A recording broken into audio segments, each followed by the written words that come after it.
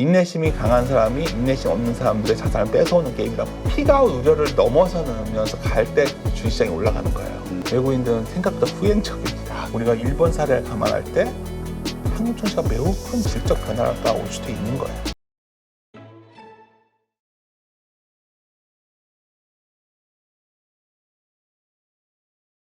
그 부분이 하나가 있는데 네. 이제 또 하나의 가능성이 이거죠. 이게 어떻게 될지 모르죠. 근데 이제 4월 21일 날 여의도에서 리서치 센터장과 대선 후보의 간담회가 있었어요. 그랬었죠. 근데 이제 제가 이제 제목을 한국의 구조적 변화라 말씀을 드렸는데 이거는 우리가 일본의 사례를 알고 있기 때문이에요. 일본이 2012년에 아베 집권한 이후에 돈 풀어서 주식시장이 올라온 줄 알고 있는데 아닙니다. 2014년에 이토 보고서라는 게 나오거든요. 네. 우리 지금 여기 말하는 주주 충실 의무 뭐 이런 것들을 할 거예요. 일본이 그 뒤에 엄청난 큰 변화가 오면서 주식이 많이 오른 겁니다. 그렇죠. 이번에 하여튼 그때도 계속 반복죠. 2023년도 일본에서 지속적으로 강조하는 게 PBR이었어요. 같은 경우는 퇴출시키겠다. 네. 그리고 뭐 어떻게 하는지 올려놔라.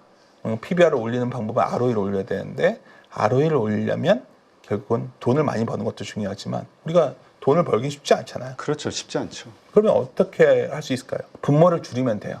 퇴출시키고 자사주 매입 소각하면 돼요. 근데 이번에 어쨌든 간에 상장 폐지를 빨리 해야겠다 말까지 했거든요. 네. 만약에 이러한 트렌드가 잡히면 우리가 일본 사례를 감안할 때 한국 증시가 매우 큰 질적 변화가 올 수도 있는 거예요. 그렇죠. 이제까지 코리아 디스카운트 얘기 나왔던 그렇죠. 이런 것들이 해결이 될 수도 있는 거겠죠. 근데 많은 분들이 도대체 디스카운트, 아까 중요한 단어를 쓰셨는데 도대체 할인이 어느 정도 되었길래 이런 말을 할까 하셨잖아요. 한번 네. 제가 보여드릴게요. MSCI 기준입니다. 네. X축은 ROE를 두고요. ROE는 PBR 함수니까. ROE는 PBR의 함수인 게 뭐 통계적으로 좀만 지져보시면 아시겠지만 R스퀘어라는 건 얼마나 이게 적합도가 있냐인데 0.8이면 매우 높죠. 네. 그러니까 PBR이 높아지려면 ROE가 개선돼야 돼요. 희한하죠. 한국보다 일본이 ROE가 낮은데 PBR은 높아요. 보시면 홍콩은 어떻죠? 우리보다 ROE가 낮은데도 PBR이 거의 똑같아요. 그러네요. 한국만 유독 이래요. 가장 하위권이네요. 이 예시 국가들 그러니까 가운데서. 제가 보기에는 거의 최뒷밸류를 받고 있는 거야. 미국 같은 경우에는 거의 ROE가 물론 20% 넘지만 PBR도 거의 3.5, 3.7, 3.8 이러거든요. 우리가 여기서 한 1.23배만 가도 이게 한 4, 5천 되는 거예요. 그러네요. 지수가. 네. 그러니까 이게 지금 이게 우리나라가 얼마나 할인받고 있냐를 자꾸 우리 것만 보시지 말고 PBR 뭐 싼 게 무슨 의미가 있냐 하실 때가 아니라 그러면 다른 나라는 여건이 그렇게 좋나요 지금? 똑같이 관세 전쟁의 피해를 받을 것이고 여러 가지 문제가 있죠. 그렇죠. 다른 나라도 저출산 문제도 있고 우리나라가 좀 안 좋다 치자고요. 그럼에도 불구하고 밸류는 지나치게 할인되어 있다는 거예요. 이거를 좀 더 다른 데이터를 보여드릴게요. 이거 다 MSCI 기준입니다. 비교하기 쉽게. MSCI로 해야 서로 비교하기가 좋으니까. 그렇죠. 보시면 이 회색 선이 뭐냐면 과거 5년간의 PBR 범위 내에서 어느 정도 위치에는 전 세계 꼴찌예요. 혼자 10%대 초반이에요. 그러네요. 여기 보시면 영국은 거의 80%대 후반에 있고요. 독일도 그렇고 유럽도 그렇고 뭐 인도 뭐 이거 나라 해보시면 대만도 거의 뭐 50%대 후반이고 일본도 거의 50% 가깝고 중국도 우리가 훨씬 높아요. 그러니까 이게 딥밸류 아닐까 싶어요. 저는 이거 근데 이게 아무것도 안 하고 있으면 이게 움직이지 않을 텐데. 그렇죠. 아까 말씀드렸지만 뭔가 지금 우리 논의의 핵심에는 소위 주주 가치에 대한 고민이 생겼단 말이에요. 그렇죠. 잘 생각하셔야 되는 게 최근에 그냥 이사회 주주 충실 의무 외에 집중 투표제라던가 간사위원 분리 선출이라던가 독립이사 선임을 의무화한다거나 이 독립이사 선임이 굉장히 중요하거든요. 일본 같은 경우에 이게 엄청 늘어났으니까 이 정치론에. 근데 이런 것들이 실제 작년에 이제 좀 강경한 정책으로서 민주당에서 코리아 부스트업이라고 나온 적이 있었는데 뭐 이렇게 되면 만약에 의회 권력까지 갖게 되는 정부가 나오면 이거는 뭐 통과되는 걸로 봐야 되는. 뭐 그 가능성 잘 모르겠지만 이렇게 우리가 5년 범위 내에 지금 10% 초반에 있는데 이게 20%만 가도 어마어마하죠. 그러네요. 일본을 한번 예를 들어볼게요. 네. 일본이 여기 업데이트를 제가 못했는데 이 버블 때 고점을 작년에 넘어섰어요. 아, 그래요. 2012년에 8천이었어요. 8천. 4만 2천을 갔었어요. 아, 다섯 거의 배 다섯 갔어요. 배 이상이네요. 그렇죠. 그게 누구냐면 아베, 기시다, 또 한 명인데 제가 갑자기 기억이 안 나네요. 중간에 그 세 명의 일본 정부에서 주주 가치 쪽으로 엄청나게 밀어붙였습니다. 네. 그래서 우리나라가 지금 막 반등해서 올라온 것 같은데 아직 0.9배도 못 왔다는 말씀을 드리는 거예요. 0.9배는 2,670이에요. 네. 그럼 오늘 아까 장재 보니까 2,500 오니까 또 굉장히 힘들어 하는데 그렇죠. 왜냐하면 한 2,300에서 올라왔으니까 이 정도면 벌써 또 많이 온 거 아니야? 그렇죠. 그러겠지. 바로 그거 같아요. 우리가 자신감이 없어요. 이 정도가 우리의 한계 아니야? 이런 식으로 그쵸. 하니까. 저는 만약에 이번 사이클에 아마 ROE를 돌리는 여러 가지 정책이 나와준다면 이 PBR이 상당히 개선되는 흐름으로 갈 확률이 매우 커졌다고 보고 있어요. 네. 그냥 그런 측면에서 본다면 오늘 이제 우리가 촬영을 하는 날이 4월 말인데 아마도 많은 분들이 연휴도 있고 굉장히 불안불안하고 미국도 좀 한번 두드려 맞을 것 같고 미국 경기 침체 온다는데 어떻게 온갖 얘기를 하고 있지만 그것 때문에 혹시 주가가 또 한번 출렁을 준다면 크게 출렁일 것 같지도 않지만 그러면 또 좋은 기회겠죠. 그렇죠. 저는 불과 한 달 전 같은 그런 급락이 나오긴 쉽지 않아 보이고요. 이미 왜 그게 쉽지 않냐면 트럼프의 카드는 우리가 다 인지하게 됐고요. 그렇죠. 그래서 겁을 별로 안 내요 이제. 그러려니. 그리고 또 생각보다 트럼프의 말이 그렇게 세게 먹히지가 않는다는 걸 또 확인을 했거든요. 왜냐하면 실제 미국이 갖고 있는 힘으로써 관철시키기에는 뭔가 부족한 상황이고 네. 다만 걱정되는 거는 이것 때문에 글로벌 경기 침체가 좀 깊어지지 않을까에 대한 두려움이 있겠죠. 근데 이제 그 부분도 마냥 방치하기에는 미국 외의 국가들이 여러 가지 시도를 할 거라는 거예요. 일단 그렇죠. 할인 부분을 좀 더 말씀드릴게요. 왜냐면 우리가 믿을 거는 지금 매일매일 움직이는 주가만 바라보고 계시면은 그냥 매일매일 누가 한마디에 불안하고 이러실 것 같지만 시장 전체를 놓고 보면 PER로 봐도 너무 할인이 많이 돼 있다는 거예요. 우리 시장이. 하나 보여드리겠습니다. 그럼에도 불구하고 최근에 요새 실적 시즌인데 뭐가 두드러진 특징이 있지 않습니까? 글쎄요. 실적이 아주 잘 나오고 있어요. 그러니까 실적이 잘 나오는데 사람들이 이렇게 얘기하죠. 관세 전쟁 때문에 미리 땡겨서 수출한 거다. 가수요. 여하튼 잘 나오고 있어요, 일본이. 그러게요. 그래서 실적이 잘 나왔는데 그날 그게 세론 뉴스가 돼버려서 외국인이고 기관이고 막 매도를 엄청 하게 되더라고요. 지금 분위기는 이제 그게 실적 피크아웃 아니냐. 근데 항상 피크아웃 우려를 넘어서면서 갈 때 주식시장이 올라가는 거예요. 네.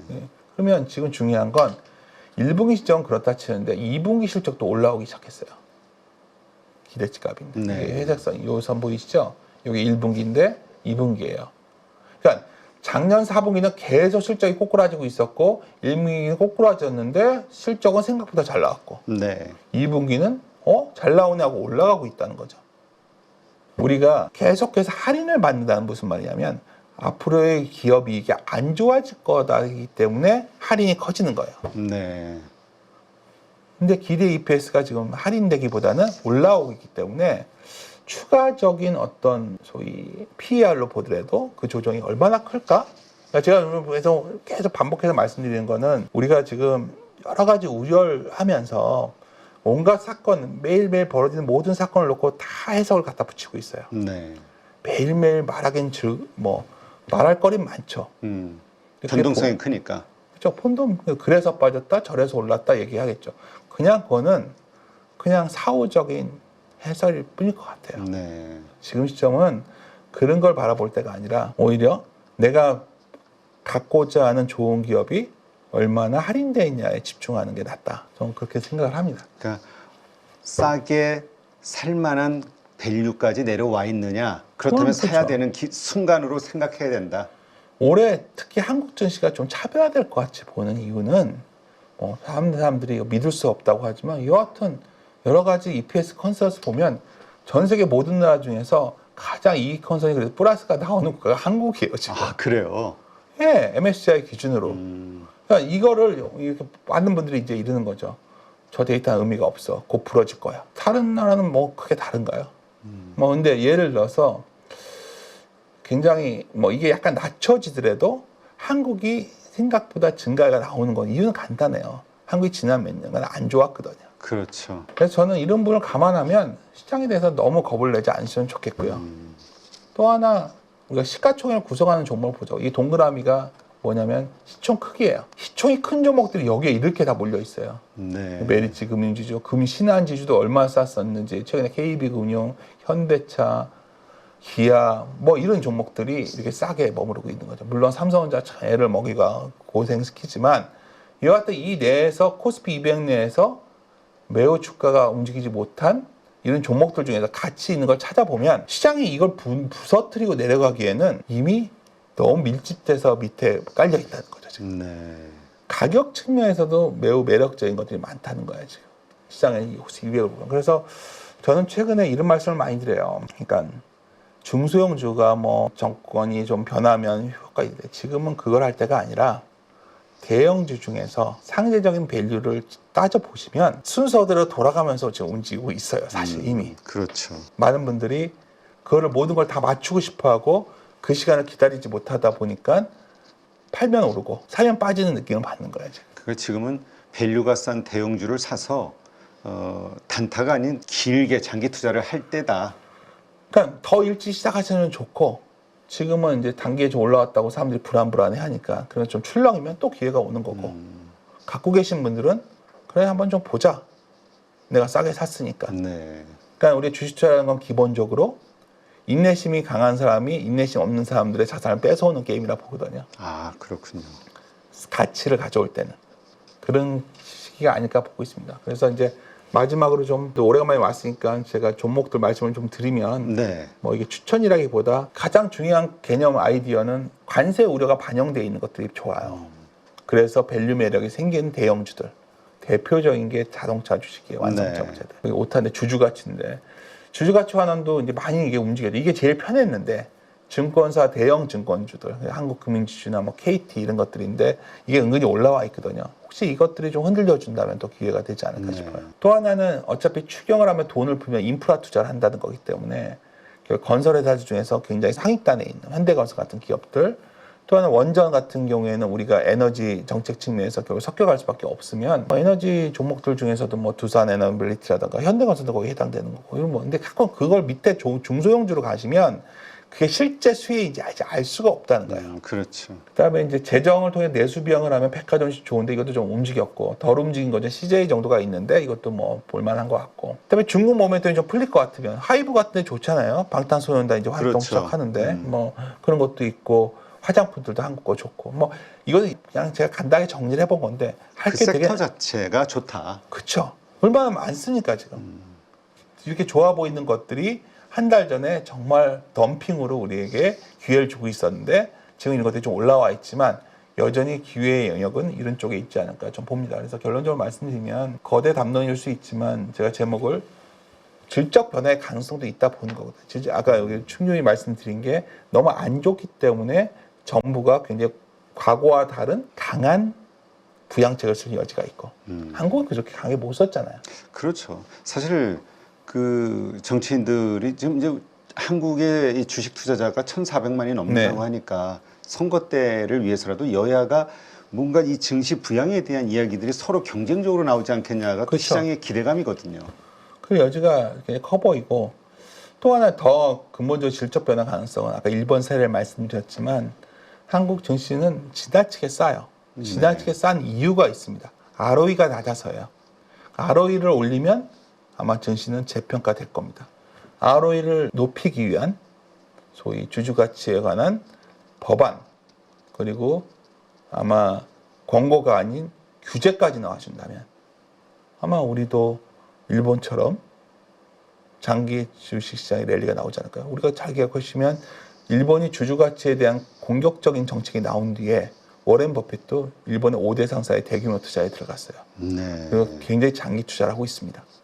우리 증시도 지금 외국인들이 왜 안 사고 있지 않아요? 이 말씀하시는데 이런 변화가 생기면 들어와 사겠죠. 그렇죠. 아니 우리부터 야 투자해야 될 것 같은데라는 생각이 네. 들었을 때 외부인들도 같은 생각을 그렇죠. 하겠죠. 외국인들이 사면 내가 살게보다는 우리가 외국인들이 살 만한 시장이 돼주면 되지 않을까요? 저는 그런 측면에서 한국 주식시장의 질적 변화 가능성이 매우 커지고 있기 때문에 최근에 올해 들어서 굉장히 한국 주식시장의 낙관적 시각을 말씀드리고 있는데, 물론 주변 여건은 여전히 좀 불안한 부분이 많지만 불안한 부분을 넘어 압도하는 소위 가치의 매력을 한국 증시가 지니고 있기 때문에 저는 오늘 이 점에서도 너무 겁먹지 마셔라. 이게 오늘 드리고 싶은 말씀의 핵심입니다. 네. 우리가 그 주식 투자 할 때 흔히 하는 말이 자본주의의 힘을 믿는다면, 네. 생명력을 믿는다면 뭐 오히려 위험할 때 투자할 만하다, 뭐 이런 얘기를 많이 하잖아요. 그 얘기는 이제 뭔가 스스로 어려운 상황이 되면 살아나려고 하는 발버둥치는 뭐 개인이 됐든 기업이 됐든 국가가 됐든 이러한 것들에 의해서 지금의 안 좋은 상황은 바뀌어질 수 있다라는 믿음을 갖는 거, 이게 중요한 거군요. 결국 기업 같은 경우에도 생존하거나 망하거나 둘 중에 하나일 텐데, 어떻게든 간에 상황이 악화된 건 우리가 다 인지하고 있고, 네. 인구 문제부터 우리가 다 알고 있어요. 이건 다 해설이 됐고, 근데 우리가 지금부터 주목해야 되는 거는 이런 한국이 가진 문제들을 뭐 당장 완벽하게 다 해결할 수는 없지만 그것을 해결하기 위한 답안을 찾는 과정에서 주가는 그러한 기대를 앞서 반영하기 때문에 이번에도 한국 주식이 상대적으로 매우 견고했고, 앞으로도 그러한 흐름이 좀 더 이어지지 않을까. 왜? 한국은 싸니까. 네. 싸기 때문에 더 가능성이 많아진 거죠. 지금 그 10개월째인가 9개월째 외국인들이 계속 매도하고 있다, 네. 이런 이야기가 계속 헤드라이트로 나오면서 더 우리 시장이 좀 불안한 것처럼 그 보이는 상황들이 만들어지고 있잖아요. 네. 그러니까 이런 것도 우리가 말씀하신 여러 노력들에 의해서 달라지는 모습이 될 때는 오히려 그것들이 다시 다 매수로 바뀔 수 있다라는 가끔 이 자신감. 말씀을 드리는데 많은 분들이 이제 외국인이 사면 사고 있는데 그게 얼마나 코미디인 줄 아십니까? 그러게 우리 이제까지 외국인을 따라해라 이런 얘기가 많았잖아요. 근데 잘 데이터를 보세요. 외국인들은 생각보다 후행적입니다. 아, 그래요? 네.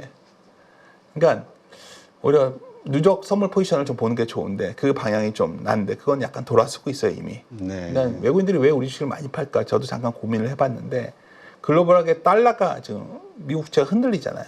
미국 주가가 흔들린다는 거는 기초 자산이 흔들리는 거예요. 네. 그냥 여러 가지 금융기관들, 헤지펀드 이런 곳에서 미국 주가가 흔들리면서 여러 가지 손실이 났고 그걸 메우는 과정에서 유동성 있는 주식을 팔아야 되고 한국은 굉장히 유동성 있는 주식이 꽤 있는 시장이잖아요. 그렇죠. 그런 요양이 최근에 한 달 동안 크게 진행된 걸로 알고.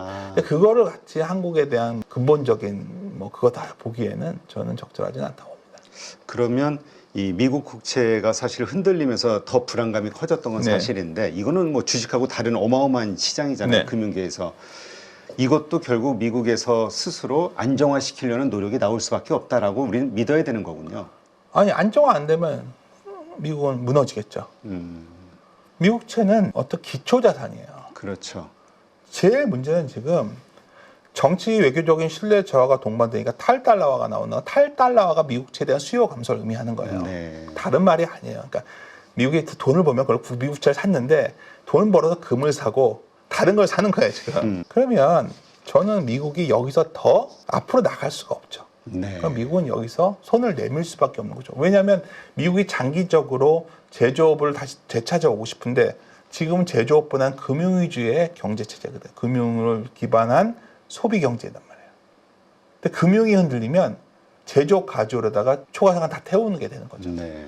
그러니까 본질은 여기에 있는 거예요. 자꾸 제조업을 미국이 원하는데 원하죠.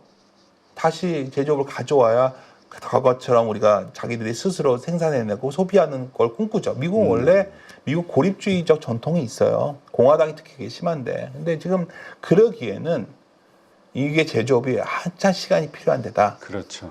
금융이 흔들림이 너무 컸어요 이번에. 그래서 제가 봤을 때는 계속 발을 뺄 수밖에 없는 상황. 중국도 피해가 크죠. 중국도 아마 지금 컨테이너마다 쌓여 있고 재고를 어떻게 처리할지 모를 거예요. 네. 하지만 피해 강도로 본다면 중국은 재고가 쌓이는 거고 미국은 세부할 게 없어지는 거예요. 누가 더 위험하냐는 거예요 지금. 둘 다 마찬가지라 하시겠지만 더 협상이 필요한 건 미국일 수밖에 없기 때문에 파고로 갈 가능성은 낮다. 저는 이렇게 판단합니다. 알겠습니다. 예. 네, 지금 뭐 현재 시장 상황에 대해서 많이 불안해하시는 분들 또 너무나 혼란스러워하시는 분들 입장에서는 오늘 우리 이제 경제평론가로 말씀을 드려야 되겠죠. 우리 윤지호님 말씀을 들으면서 아무래도 좀 여러 가지 관점에서 안도를 하시지 않을까 그런 생각이 좀 드네요. 하루 이틀 왔다 갔다 하는 것만 너무 몰두하시면 주식을 들고 있으면 그러게. 그래서 오늘 또 당연히 아침에 다들 내일이 쉬니까 오늘 또 매도가 좀 나오겠구나 이런 생각들을 하는 게 너무나 당연시 됐어요. 그렇죠.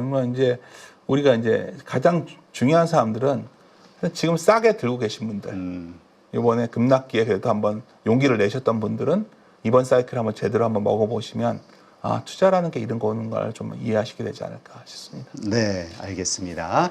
네, 오늘 이렇게 좋은 인사이트 함께 해주신 윤지호 경제평론가님, 오늘 좋은 인사이트 고맙습니다. 네, 감사합니다. 이번 5월부터가 저는 강력한 기회가 될 거라고 생각을 합니다. 이번 기회를 여러분들 또 놓치게 되신다면 한참을 또 돌아가셔야 될 수도 있습니다. 그래서 지금 이러한 시장에 맞는 종목들과 섹터들로 여러분들이 수익을 만들 수 있는 기술을 알려드리려고 합니다. 실전 매매 기법 훈련반 1기를 통해서 이미 그 효과는 검증이 되었어요. 드디어 방향을 잡았다. 장이 안 좋음에도 불구하고 계좌가 빨간색입니다. 이런 피드백들을 주셔서 2기에서는 시장에 맞춘 실전 강의, 진짜 수익을 위한 훈련이 진행된다 라고 생각을 하시면 될 것 같아요. 이번에 한 번의 결정이 여러분들의 계좌를 수익이 나는 계좌로 만들어 드릴 수 있는 그런 기회가 될 거니까 이 기회를 꼭 놓치지 않으셨으면 좋겠습니다.